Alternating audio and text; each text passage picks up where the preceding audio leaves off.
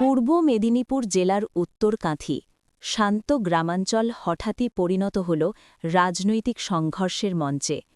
উত্তরকাঁথি বিধানসভা কেন্দ্রে বিজেপির গৃহ সম্পর্ক অভিযান কর্মসূচিকে ঘিরে চাঞ্চল্যকর পরিস্থিতির সৃষ্টি হয়। এলাকার বিধায়ক সুমিতা সিনহার নেতৃত্বে কয়েকশো কর্মী সমর্থক বাইক মিছিল করে গ্রামের রাস্তা অতিক্রম করছিলেন। ঠিক সেই সময় মিছিলকে লক্ষ্য করে ঝাঁটা হাতে রাস্তায় নেমে পড়েন কিছু স্থানীয় বাসিন্দা। স্লোগান, উত্তেজনা এবং বিক্ষোভে মুহূর্তের মধ্যেই পরিস্থিতি হয়ে ওঠে তপ্ত। যদিও বড় ধরনের সংঘর্ষের খবর মেলেনি, তবে ঘটনাটি ঘিরে এলাকায় চরম রাজনৈতিক চাপানোতর শুরু হয়েছে। এই বিষয়ে বিধায়ক সুমিতা সিনহার স্পষ্ট বক্তব্য, বিক্ষোভকারীরা লুঙ্গি বাহিনী। তার দাবি, প্রকৃত রাষ্ট্রবাদী হলে তারা এই ধরনের আচরণ করতেন না, এবং তার অভিযোগ এই ঘটনার পেছনে রয়েছে বিরোধীদের প্রত্যক্ষ উস্কানি। উত্তরকাঁথির এই ঘটনায় এখন রাজনৈতিক মহলে তীব্র প্রতিক্রিয়া। প্রশ্ন উঠছে, এই উত্তেজনার শেষ কোথায়?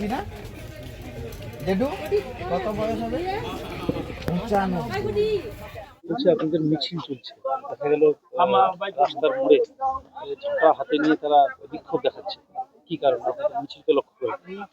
হয় তাদের প্রতিবাদ জানাচ্ছে, না হলে আমাদের ভালোবেসে তারা এগিয়ে এসছে।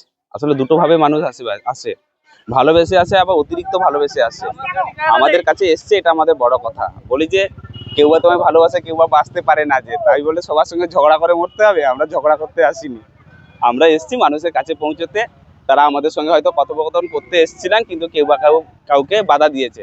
আমরা অত্যন্ত খুশি মনে গ্রহণ করছি। আমরা জানি প্রত্যেকটি মোড়ে মোড়ে যতগুলো বাঁক আছে সবগুলোতে এমন করে আসুক, আমরা আমাদেরকেও ঠিকঠাক করে প্রচার করবো, তাদের মধ্য দিয়েই প্রচার করে নেব। বলছি, কোথাও কি অস্বস্তি ফিল করছেন? না না, একদম না। কেন অস্বস্তি করছি? ভালো লেগেছে, রাজনৈতিক উত্তাপ আসছে, ভালো লাগছে যে এতগুলো মানুষ রাস্তায় বেরিয়েছে। এবার নির্বাচন আসতে বোঝা যাচ্ছে, বোঝাই যাচ্ছে একদম। বলছি দিদি, আজকে আপনার গৃহ সম্পর্ক অভিযান চলছে, সেক্ষেত্রে দেখা গেল যে আপনাকে লক্ষ্য করে বা আপনাদের দলের কর্মী সমর্থকদের লক্ষ্য করে ঝাঁটা হাতে তারা বিক্ষোভ দেখাচ্ছে, এবং আপনারা হয়তো নিশ্চয় ওটাও লক্ষ্য করেছেন, ওইটা যখন লক্ষ্য করেছেন আপনারা এটাও লক্ষ্য করেছেন, পুরোটাই লুঙ্গি বাহিনী।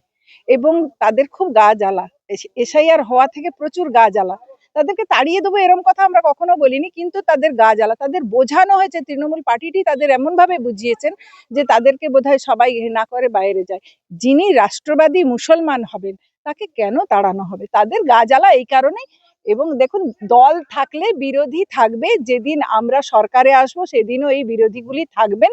তাদেরকে কিভাবে ট্যাকেল করতে হয় আমাদের শুভেন্দুবাবু তথা নরেন্দ্র মোদীজি জানেন। বলছি 2021-এর নির্বাচনে তো আপনি প্রচার এসেছিলেন, হ্যাঁ, সেক্ষেত্রে তখনকার পরিবেশ না তখন এইরকম ছিল না। তখন এখনকার পরিবেশ অনেক অনেক ভালো, অনেক ভালো। মানে তখন 20% যদি থেকে থাকে, এখন 80%।